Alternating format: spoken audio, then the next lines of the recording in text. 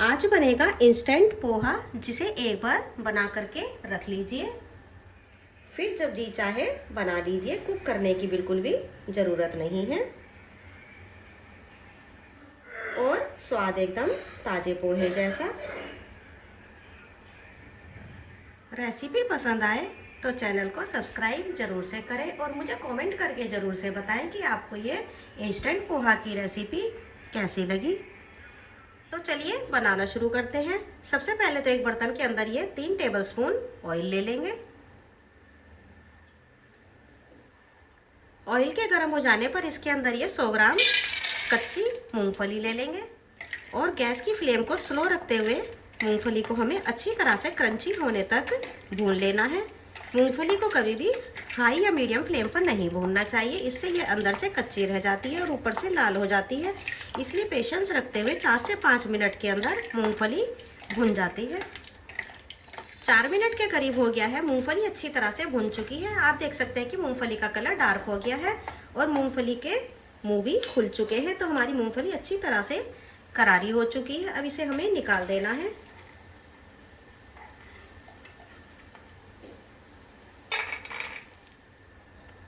तो सारी मूंगफली को मैंने निकाल लिया है और अब बचे हुए तेल में ये 2 चम्मच सरसों के दाने डाल दें। सरसों के दाने क्रैकल हो जाने पर ये 3 से 4 हरी मिर्च को बारीक काट के डाल दें और ये 25 से 30 करी पत्ता को डाल दें। अब इन्हें बिल्कुल ड्राई हो जाने तक भून लें और इसके अंदर ये आधा चम्मच हल्दी डाल दें। हल्दी को तेल में डालने से कलर बहुत ही बढ़िया आता है। और अब इसके अंदर ये धनिया पत्ती डाल दें। आपको एक चीज़ का ध्यान रखना है, गैस की फ्लेम को बिल्कुल स्लो पर रखना है। स्लो फ्लेम पर ही हमें इनको अच्छी तरह से क्रिस्पी कर लेना है।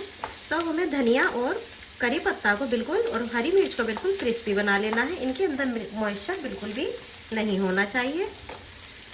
सारी चीज़ें पेशेंस के साथ करें। तो अब आप देख सकते हैं कि धनिया और करी पत्ता का कलर बिल्कुल डार्क हो गया है। ये अच्छी तरह से ड्राई रोस्ट हो चुके हैं। मैं आपको दिखा देती हूँ कि हमें किस तरह से इनको रखना है। ये देखिए, इस तरह दीजिए और ये देखिए बिल्कुल कैसे क्रंची होके तैयार हो चुके हैं। हमें इतना ही बिल्कुल अच्छी तरह से इनको रोस्ट कर लेना है। अब इसके अंदर हमें ये पोहा डाल देना है। ये मैंने 250 ग्राम पोहा लिया है।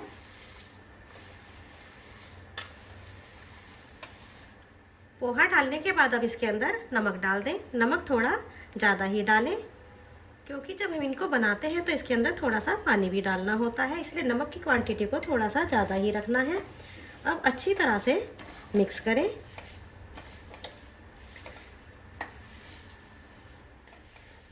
पोहा को मसाले के साथ अच्छी तरह से मिक्स कर लें और इसके बाद हमें इसको अच्छी तरह से रोस्ट कर लेना है। जब तक कि पोहा बिल्कुल क्रंची नहीं हो जाता हमें इसको रोस्ट करना है। और फ्लेम को स्लो टू मीडियम रखें। जितना आप स्लो टू मीडियम रखेंगे, स्लो की साइड रखेंगे, उतना ही अच्छा हमारा पोहा क्रंची बनेगा और यह बिल्कुल भी ख़राब नहीं होगा।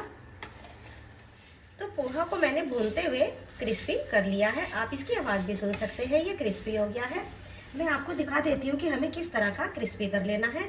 ये देखिए, आप इसको इस तरह से देखिए, आपको साउंड आ रही होगी और ये देखिए बिल्कुल चूरा हो गया। तो हमें इस तरह का इसको क्रिस्पी बना करके तैयार कर लेना है।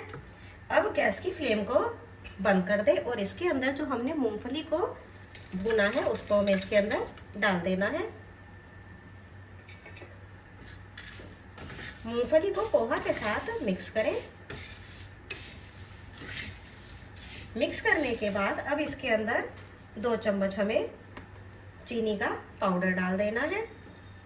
अगर आप खट्टा चाहते हैं तो इसके अंदर टाटरी भी डाल सकते हैं, पर टाटरी हेल्थ के लिए अच्छी नहीं होती, इसलिए मैं टाटरी नहीं डाल रही हूँ। तो चीनी को भी पोहा के साथ मिक्स कर दें और अब इसको इसी गरम कढ़ाई के अंदर रखें, इससे कि पोहा हमारा और भी अच्छा क्रिस्पी हो जाएगा। अब ये पोहा ठंडा हो चुका है, तो अब इसे हमें किसी जार के अंदर भर लेना है। अब यह कभी भी 2 महीने तक तो ये बिल्कुल भी ख़राब नहीं होगा और इसको 2 महीने तक आराम से बना करके खा सकते हैं। तो ये पोहा की रेसिपी अगर पसंद आती है तो चैनल को सब्सक्राइब ज़रूर से कीजिएगा और मुझे कमेंट करके ज़रूर से बताइएगा कि आपको ये रेसिपी कैसी लगी। अब इस कंटेनर को बंद करके रख दें। यह 2 महीने तक बिल्कुल भी ख़राब होने वाला नहीं है और आपको इसको फ्रिज में रखने की भी ज़रूरत नहीं है। अब मैं आपको दिखा देती हूँ कि यह बनता कैसे है। ये हम 1 कप पोहा लेंगे और इसको हमें किसी भी डिब्बे के अंदर या फिर बर्तन के अंदर डाल लेना है। और अब हमें इसके अंदर ये 3/4 कप से कम, लगभग हमें 60% के करीब गर्म पानी लेना है और इसको हमें पोहा के ऊपर डाल देना है। जो बाहर रहने वाले बच्चे होते हैं, जैसे जो जॉब कर रहे होते हैं या फिर बाहर रह करके पढ़ रहे होते हैं, उनके लिए तो यह बहुत ही बढ़िया रेसिपी है। अब त्योहार आ रहे हैं, बच्चों को यह बना करके दें तो बच्चे एक हेल्दी खाना खा पाएंगे और जब उनका मन करेगा वे इसको बना करके खा सकते हैं।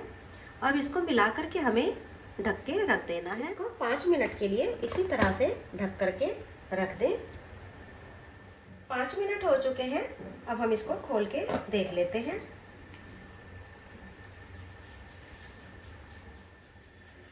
ये देखिए कितना बढ़िया पोहा बनके तैयार हुआ है, एकदम फूल चुका है। अब इसे प्लेट के अंदर ट्रांसफ़र कर लें। तो इस तरह से जो बाहर रहने वाले बच्चे होते हैं वे घर के खाने का स्वाद ले सकते हैं और उनको हेल्थ भी अच्छी मिलेगी।